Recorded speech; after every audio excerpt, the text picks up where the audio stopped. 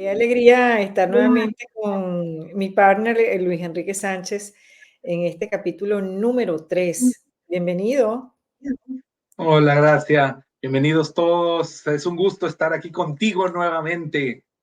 Mira, vamos a hablar hoy sobre las reglas que se rompen en relación a la ética, ¿no? Cuando hablamos de la ética, hablamos que justamente son esas reglas que se establecen para definir qué es lo bueno o qué es lo malo, ¿no? Hablando de lo más coloquial y lo más sencillo posible, porque de eso se trata este programa llamado Etiscon, de bajar esa información tan elevada y ponerlo en un lenguaje que todos lo puedan comprender, desde el emprendedor que está comenzando hasta el empresario que tiene muchos años en su empresa, pero la idea es ponernos a reflexionar. Uno como, por ejemplo, yo venía de Venezuela cuando ya me empecé a vivir en los Estados Unidos, y una de las cosas que a mí más me costaba era respetar las señales de tránsito. Y tú te vas a reír, pero es que me costaba porque en Venezuela, como hay tanta inseguridad, tú no respetas los semáforos. Entonces, para mí, por ejemplo, pararme en un stop y aguantar 5 segundos para seguir adelante, ha sido una prueba de fuego, ¿no? Y resulta que no soy la única, y más con mi trayectoria de reportera, porque los reporteros somos muy acelerados, ¿no? Entonces, imagínate si eso lo extrapolamos en la parte profesional, o sea, esa conducta es aplicable además a todas las profesiones, ¿no? Pero las reglas éticas también se rompen considerando factores como la presión del entorno laboral, como la falta de consecuencias claras por violar las normas éticas, por ejemplo, e inclusive la influencia de los valores personales. ¿Qué opinas tú, Luis, al respecto? Es curioso que mencionas el tema del tráfico, porque yo también me uno a tu causa. No, es en serio. Hay un fenómeno. Yo crecí en la ciudad de Tijuana, en México, y hay un Ajá, fenómeno en la frontera con San Diego, con ajá, California.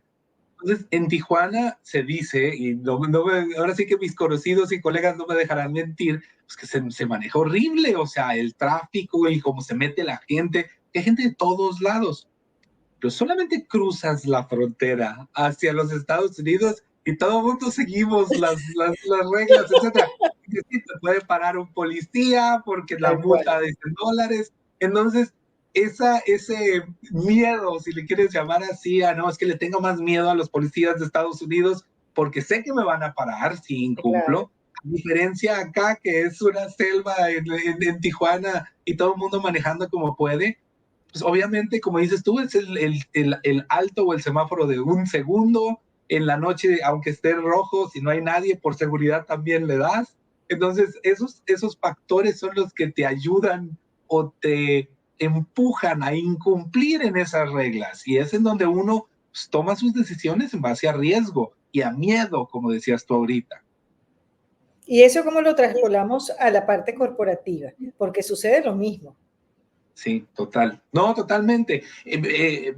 Déjame te digo algo. O sea, voy a empezar con un principio, porque en el capítulo anterior hablábamos sobre cómo es más fácil ser malo que ser bueno. Y yo quiero Exacto. empezar en este capítulo con el principio de que la ignorancia de la ley no exime su cumplimiento. Ok. Entonces, ¿qué significa esto? Esto significa que no puedes agarrar y decir, es que no conocía esta ley, es que yo no sabía que no debía de hacer esto, ya que te están castigando. Entonces, es por eso que es bueno informarte, es bueno educarte, es bueno comunicar todo este tipo de reglas para que la gente sepa que si se incumplen, va a haber una medida disciplinaria o va a haber una sanción por eso. No hay persona perfecta y no hay empresa perfecta. Entonces, cada uno sabe que está bien, que está mal, incluso en el sentido de intuición, Gracia. No sé si a ti te ha pasado que tú sabes que vas a actuar o vas a tomar una decisión y te sientes incómodo o te sientes cómodo del otro lado, pero de cierta manera esa intuición que tienes tú en el afán de decir, no sé si esto esté bien o esté mal. Ese es un factor muy importante a tener. No sé si a ti te ha pasado. No, y fíjate que es tan importante lo que tú dices, que eso parte desde cuando uno es niño, porque a veces sucede que un hijo te puede decir, ay mamá, es que no sabía. Dije, no, pero es que tú estás en el colegio para estudiar, y si estás en el colegio para estudiar, estás para investigar. Es decir, no tienes más nada que hacer. Y es así, entonces esa es una excusa barata, como la llamo yo, porque además cuando rompes una regla, las excusas están a la vuelta del día y de eso estamos acostumbrados, ¿no? Eh, yo marco la diferencia entre el inocente real, que de verdad era un desconocimiento y no lo pensó, porque además te das cuenta en su rostro, o sea, te das cuenta en su conducta, pero también te das cuenta del otro, eh, que tú sabes que hay algo que esconde y que se pone una cara como que si no estuviera pasando nada. Brevemente te voy a decir un caso que me pasó a nivel intuitivo y a nivel de romper las reglas. Yo hace muchos años dirigí un canal de televisión y empezando me topé con el gerente de operaciones, ¿no? Y no me preguntes por qué, pero yo lo senté y le dije, mira, si yo me entero que tú estás en algo extraño, yo te voy a llamar la atención y yo prefiero que tú me lo digas anticipadamente. Imagínate tú, eso me van a decir, bueno, pero esto es una loca, una vicepresidenta ejecutiva diciendo eso. Pues no me equivoqué.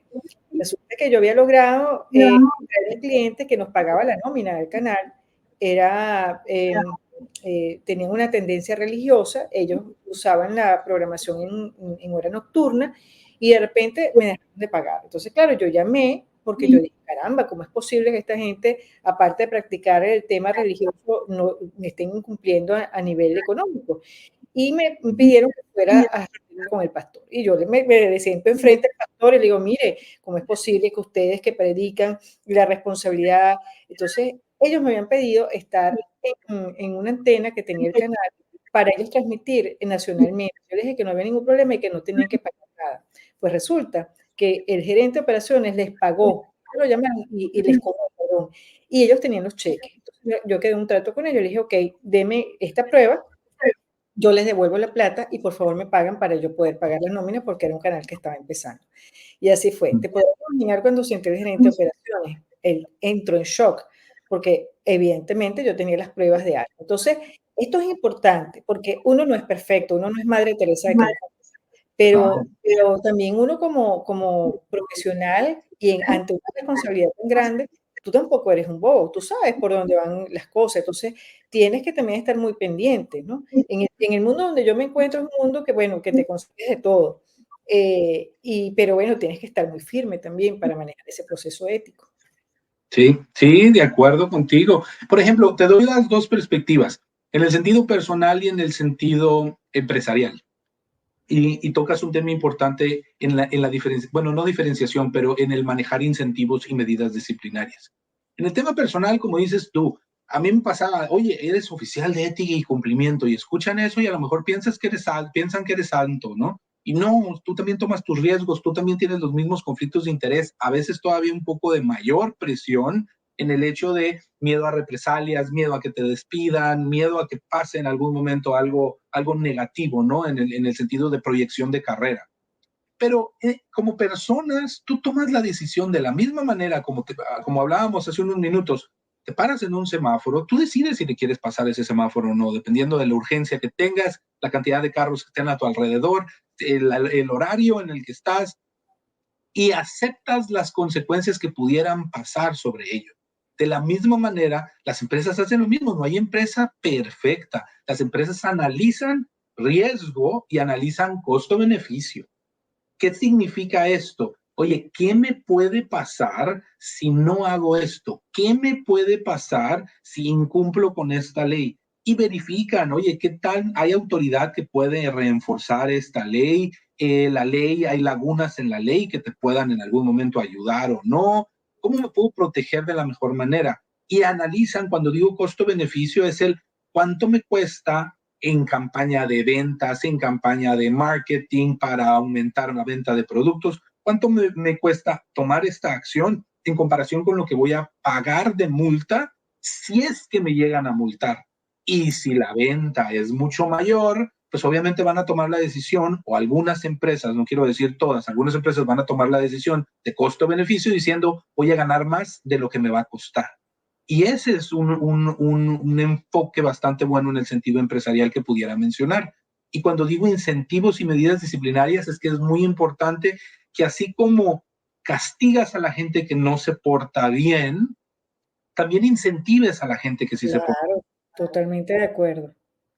Ahora, fíjate, a mí me pasó un hecho importante cuando yo dejé de salir en televisión como reportera. Yo monté mi agencia de publicidad y de relaciones públicas. Tuve la gran dicha de estar con uno de los laboratorios más importantes de mi país, ¿no? Y en el proceso, bueno, desarrollé campañas publicitarias, trabajos de PR, en fin. Pero en una de esas estaban en un lanzamiento de un producto y revisando, la información del cliente, mi socio se da cuenta que, la persona que llevaba, el gerente de producto había plagiado la información de la competencia. Te imaginas que eso es gravísimo. Nos dimos Claro. cuenta y yo tuve que levantar un informe, me fui a reunir con el director, el jefe de la gerente, y él, se molestó conmigo y me dijo: "Bueno, si tú me develas que yo estoy haciendo eso, yo te voy a hacer daño". Esas fueron las palabras. Fíjate qué rudo lo que estoy diciendo, pero esto no ocurre en las novelas, ocurre en la vida real.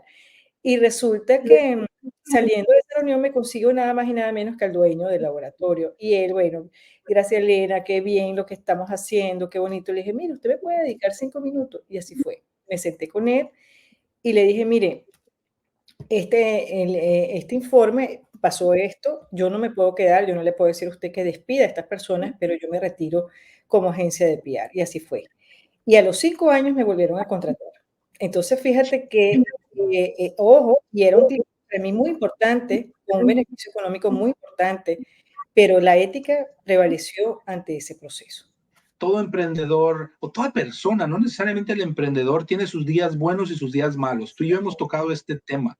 Y en los días buenos te quieres comer el mundo, ¿no? En una mordida. Y en los días malos te cuestionas, "Puta, ¿qué estoy haciendo aquí? No me funciona nada, no estoy ganando dinero, etcétera". Hay que reconocer esos días y aprender de ellos, no en el sentido extremo, todo extremo es malo, pero si los reconoces y sabes que estás en una situación y aprendes de ella, es mucho más fácil el salir de esa situación en la que te has metido. Y yo les quiero recomendar un criterio de pensamiento que se maneja en el sentido empresarial, pero aplica a nivel personal también, que es el de toma de decisiones éticas. Las recomendaciones que se dan a comités ejecutivos, a juntas directivas, sobre las preguntas básicas que se debe de hacer una persona cuando está tomando una decisión muy importante. Y es, ¿lo que estoy haciendo yo es conforme a la ley o es en contra de la ley? La segunda pregunta es, ¿cómo estoy actuando ahorita es conforme al código y a las políticas de la empresa o en contra de ellas? ¿Me siento cómodo o me siento incómodo actuando de esta manera yo personalmente? ¿Le pudiera explicar a mi familia esta acción que estoy tomando sin tener consecuencia alguna? Y por último, la quinta es, me sentiría cómodo si esta acción o decisión que estoy tomando ahorita saliera publicada mañana en las noticias. Si se hacen esas 5 preguntas en tomas de decisiones importantes en su vida, ya sea personal o empresarial, van a estar muchísimo más protegidos que si solamente agarran y dicen, bueno, vamos a ver qué pasa. Eso es lo que quería decir de mi lado, gracias. Bueno, me encanta que hayas estructurado ese esquema, porque a mí me gusta mucho el tema de los pasos a seguir, ¿no? Soy muy intuitiva a la hora de tomar decisiones, pero siempre me gusta tener como un criterio, ¿no? De seguir unos pasos para llegar a una meta. Así que bueno, muchísimas gracias, Luis. Me encantó compartir este tema contigo. Igualmente, gracias y gracias a todos por estar con nosotros.